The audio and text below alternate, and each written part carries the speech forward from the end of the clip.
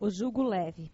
Todos os sofrimentos, misérias, decepções, dores físicas, perda de entes queridos encontram sua consolação na fé no futuro, na confiança na justiça de Deus, que o Cristo veio ensinar aos homens.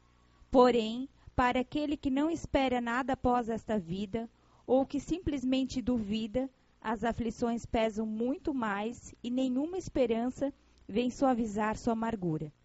Eis o que fez Jesus dizer: Vinde a mim, vós, todos os que andais em sofrimento, e vos achais carregados, e eu vos aliviarei. Entretanto, Jesus coloca uma condição à sua existência e à felicidade que promete aos aflitos. Essa condição está na lei que ele ensina. Seu jugo é obediência a essa lei.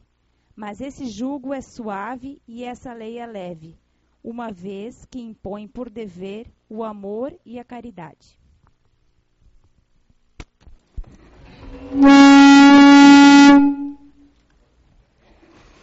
É de estourar os tímpanos, né, Beto?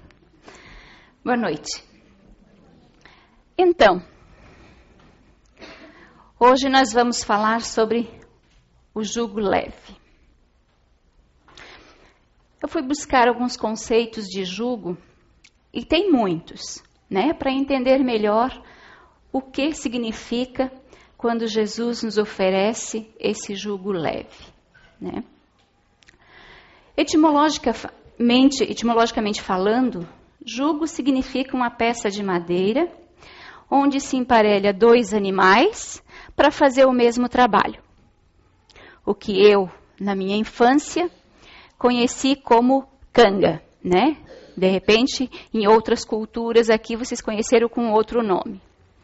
Tá, mas aí isso fica meio difícil, né? Porque como é que a gente vai aceitar, né, um peso sobre nós que Jesus está nos oferecendo? A história também diz, esse é um conceito, tá? Mas também na história, um histórico desse jugo, conta que chamava-se jugo ignominioso, nome bem complicado, né? Se chamava uma lança colocada horizontalmente sobre outras duas fincadas no chão, né? Cravadas, né? Por onde passavam os derrotados, né? Tipo numa guerra, passavam os derrotados. Eu sou a vencedora desta guerra, o meu exército, eu subjugo o outro exército, né? Esse que eu derrotei. Então eu faço passar primeiro os oficiais de mais alta patente, atrás os soldados. E, na maioria das vezes, seminus. Isso é subjugar as pessoas, né? Colocar embaixo dos pés da gente, humilhar, é muito mais do que humilhante, né? Esse jugo. Esta era uma cerimônia degradante, porque conforme eles passavam, ainda eram empurrados, cutucados, xingados, né? E nessa situação, eram-se provocados muitos brios, né? Uma pessoa mais impetuosa não vai aguentar você estar sendo humilhada dessa forma, né? E ali era pano, era motivo para uma carnificina. É uma situação bem delicada, mas que a gente sabe que houve muito disso na história, né? Mas então, o que Jesus quer, esse jugo a gente não quer para a gente, né? Mas Jesus, um jugo, não esse histórico que é tão pesado, né? Mas a gente falar em jugo, eu ter que ficar sob o domínio de alguém ou de algo, alguém mandando em mim, quem gosta? Por mais que você seja pacífico, por mais que você seja tranquilo, ninguém gosta de ser mandado, né?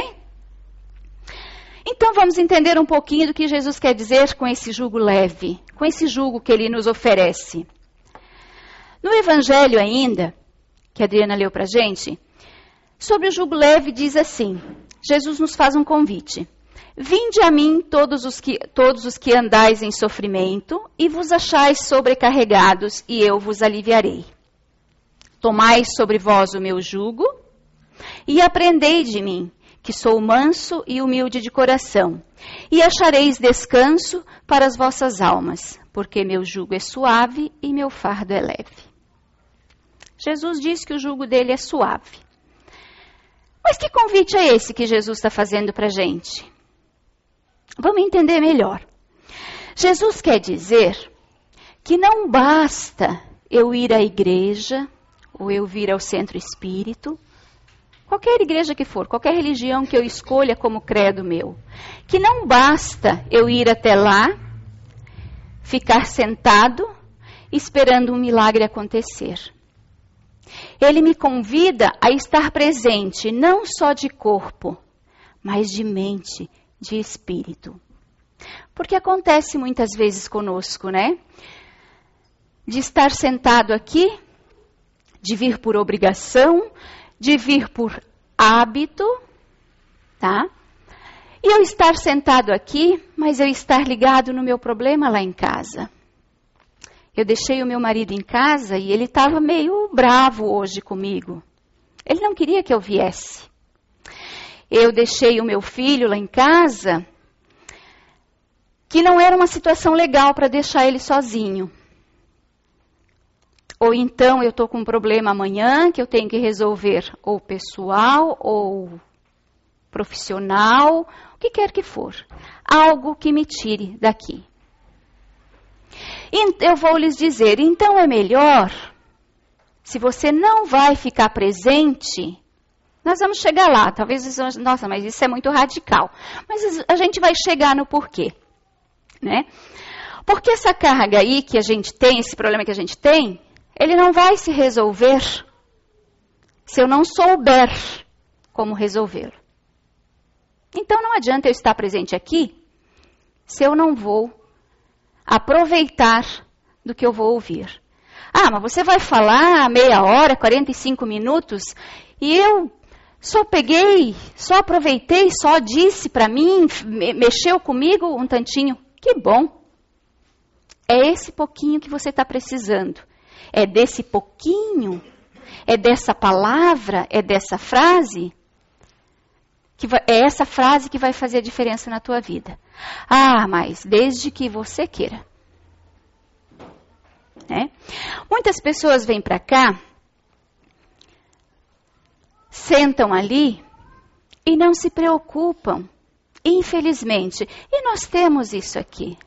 Eu sou uma das chatas que chega aqui na frente. Gente, vamos fazer um pouquinho de silêncio.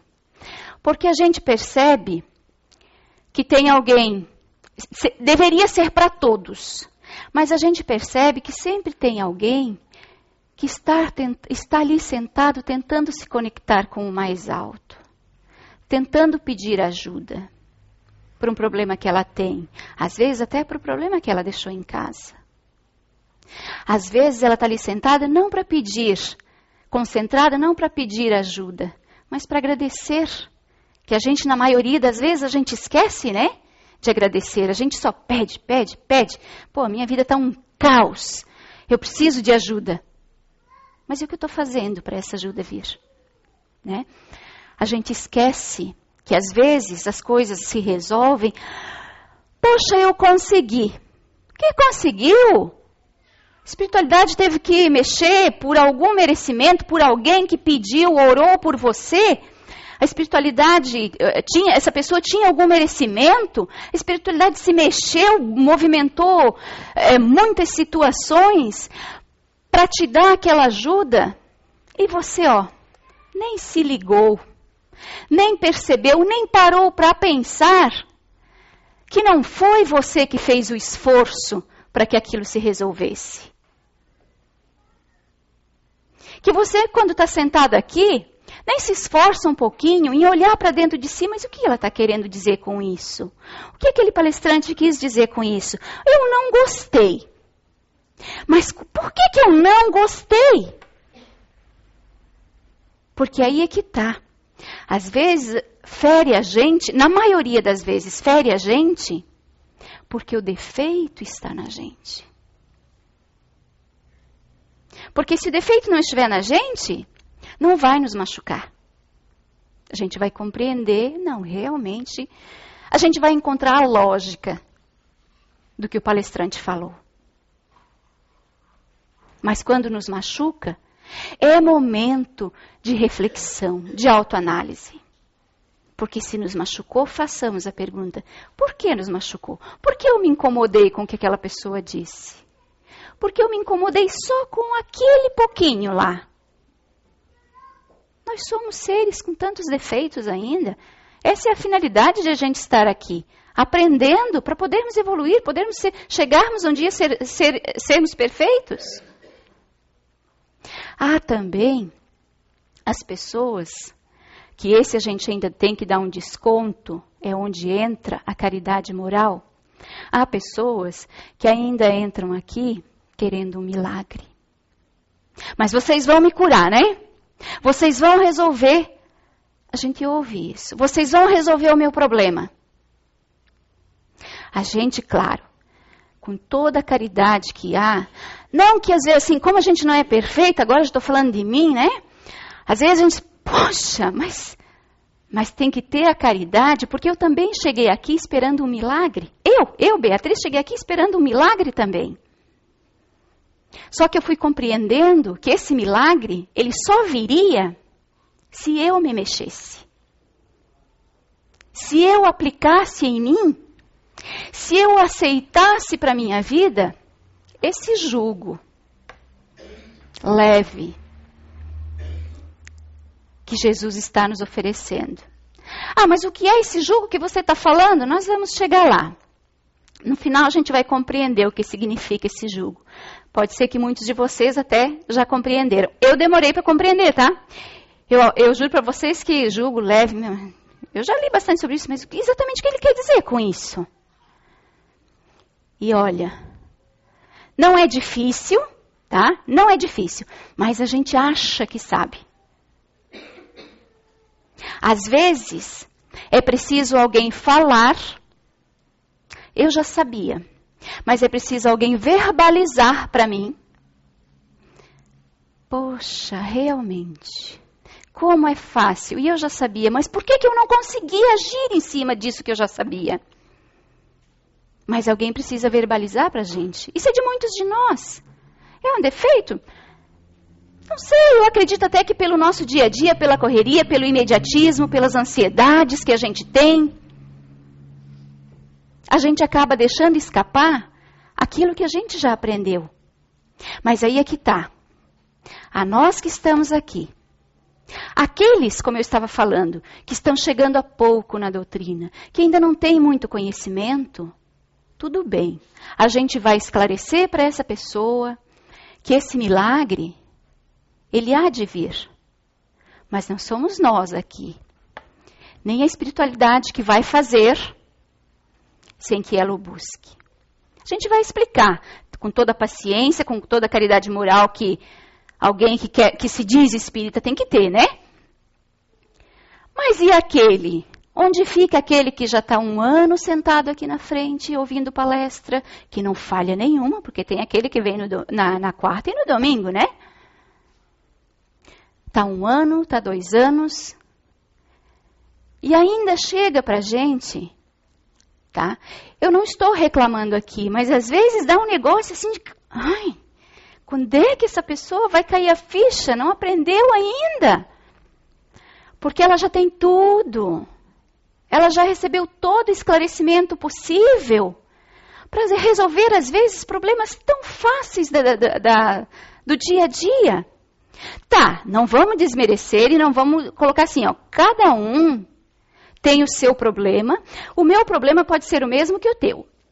Mas eu assumo ele de uma forma, eu vejo ele de uma forma e você de outra. Para você ele pode ser leve, tranquilo de resolver. Para mim, é uma trabalheira, é muito difícil e às vezes sozinha realmente eu não encontro a solução. Isso a gente tem que respeitar também, né? Mas independente disso, né? Você já está aqui há 1 ano, há 2 anos, e é um problema de visão, de tomada de atitude, de uma decisão tua, para a tua vida. Às vezes só uma decisão, você muda, dá uma viravolta na tua vida completamente para muito melhor. Quem é que vai decidir por você?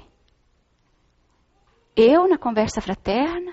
O passe, as pessoas que estão lá, uma te dando passe, mais 10 lá fazendo vibração, para que entre alguma coisa na tua cabeça, para que você se conecte realmente com a espiritualidade no teu dia a dia, para que caia a ficha do que você precisa fazer da tua vida. O esforço é seu. Você é que tem que fazer a diferença na sua vida. Mas Jesus nos prometeu o alívio. No último discurso que Jesus fez aos apóstolos no Monte das Oliveiras, ele prometeu que ele mandaria um outro consolador. Mas por que Jesus tinha que mandar um outro consolador? Tudo que ele já trouxe de ensinamentos na época, ensinamentos cristãos na época, onde ficou isso tudo? O que foi feito com todos aqueles ensinamentos que hoje nós estamos relembrando e tentando pôr em prática? Por que ele precisaria pedir ao Pai que mandasse outro?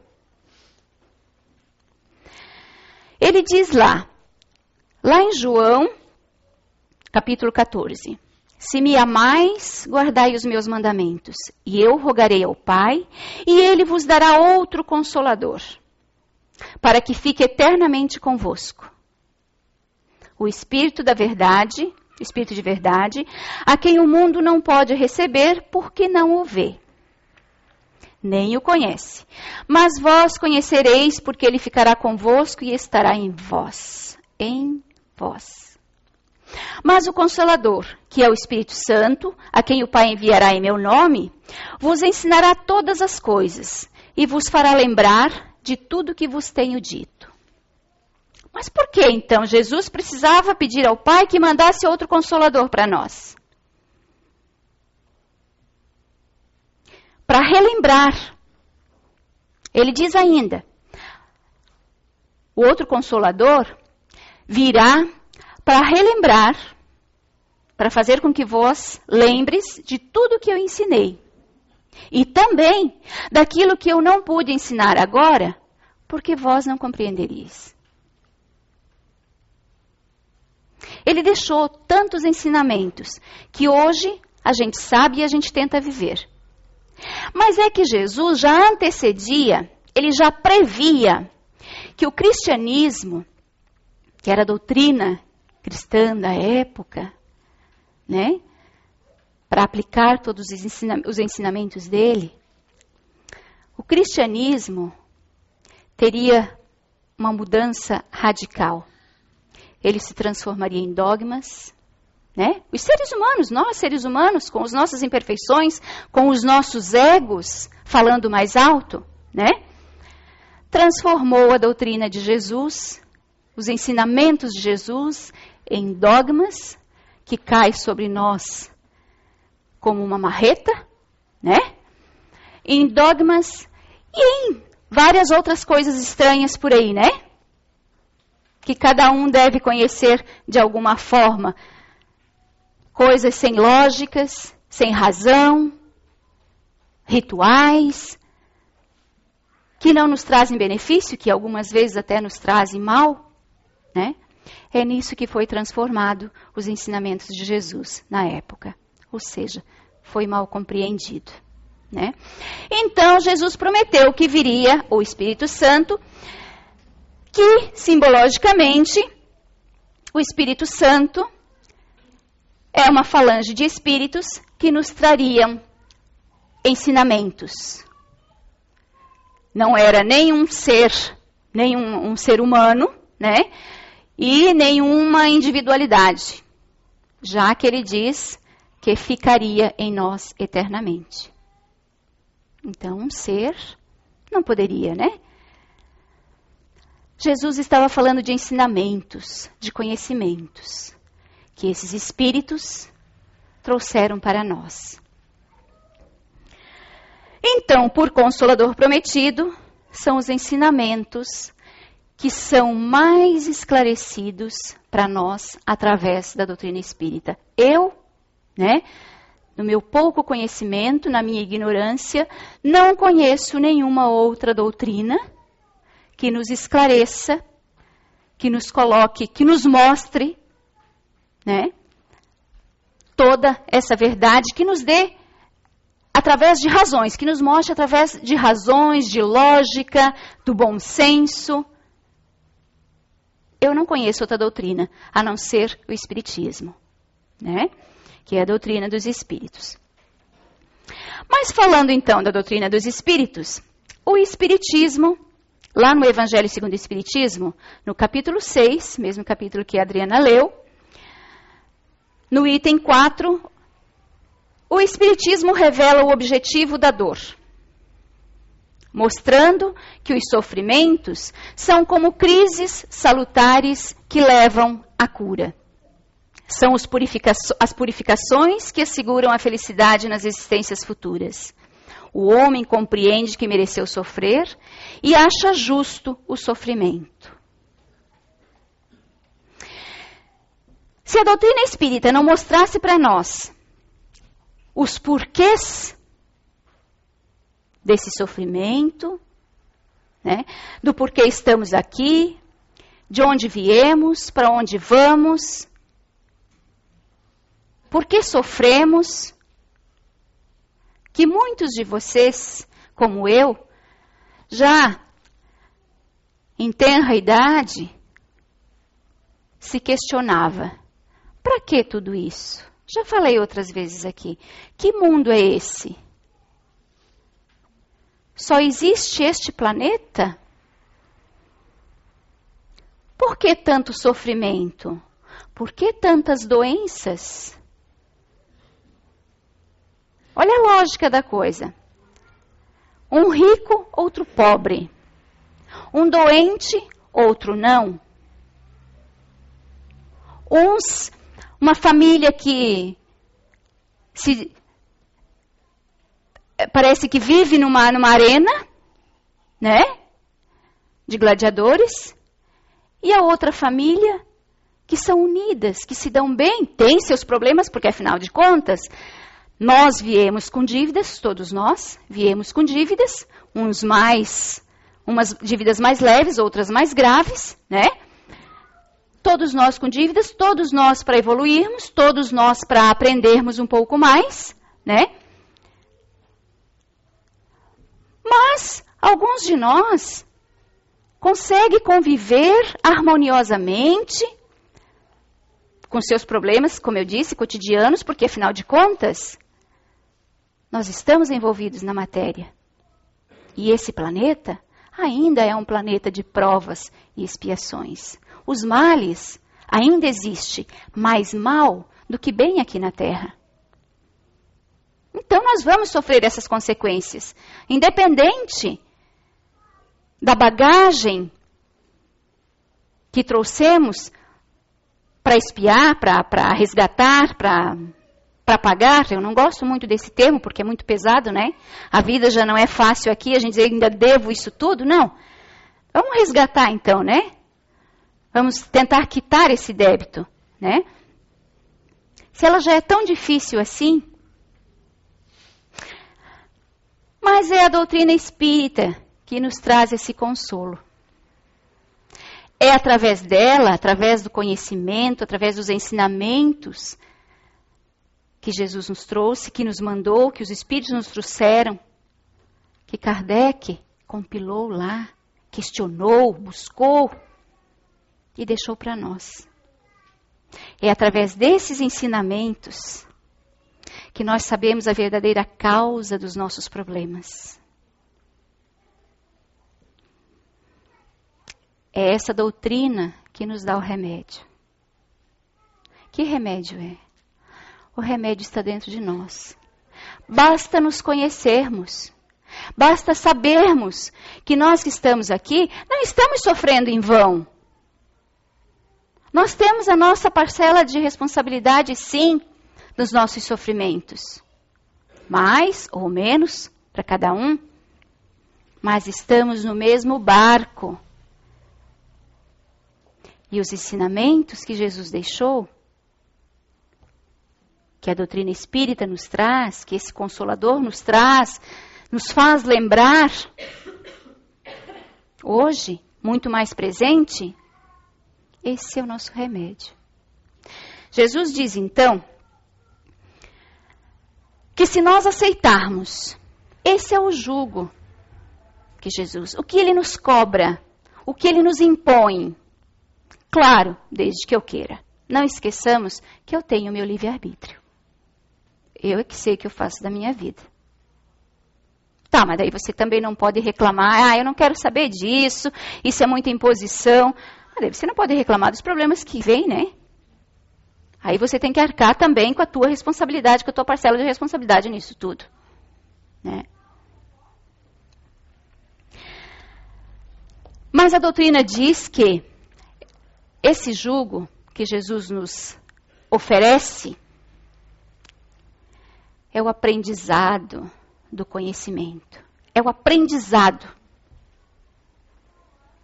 Ele é pesado. Ele é pesado? Jesus diz que ele é leve. Ele se torna leve. O meu fardo se torna leve a partir do momento que eu obtenho este conhecimento. A partir deste momento, eu sei os porquês. Por que eu sofro? Por que isso vem para mim? Mas eu sou tão boa, eu ajudo tantas pessoas, eu não prejudiquei ninguém, eu não fiz mal nenhum para ninguém. Você aprendeu mesmo? Ou talvez ainda não aprendeu sobre isso, ainda vai, né? Cada um tem seu tempo. Que a doutrina diz, nós estamos aqui, somos espíritos e acreditamos em reencarnação. Que se eu não fiz nesta, eu não estou sendo cobrada por algo que eu não fiz. Como pode ser isso? Se Deus é tão justo, se as leis divinas, se as leis naturais são tão perfeitas, como eu posso estar passando por esse problema se eu não fiz para merecê-lo? E olha como a gente escuta isso ainda.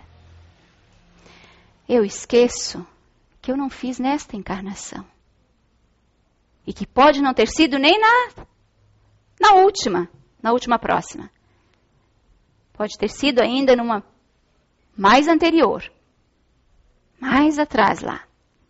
Mas que só nessa eu estou preparada. Também depende de mim aqui. Mas eu já estou preparada para passar por ela. Para resgatar esses débitos. Para quitar esses débitos perante a justiça divina. O que algumas vezes ainda eu chego aqui e eu caio no mesmo erro. Me torno reincidente. Bom,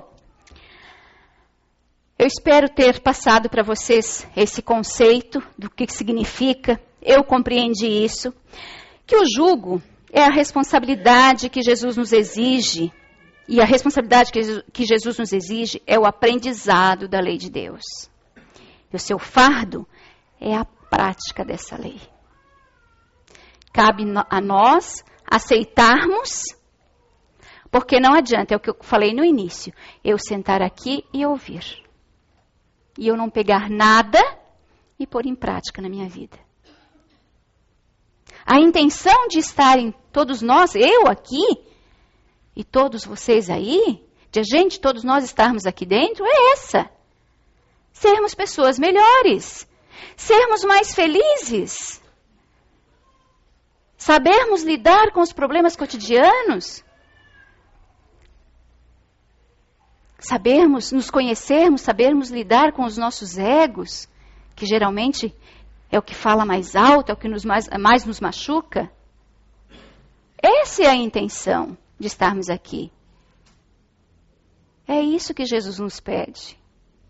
Ele se torna leve, esse jugo, a partir do momento que eu realmente quero aprender e começo a colocar em prática. Que possamos todos nós termos compreendido um pouquinho e começarmos a nossa reforma íntima. Obrigada.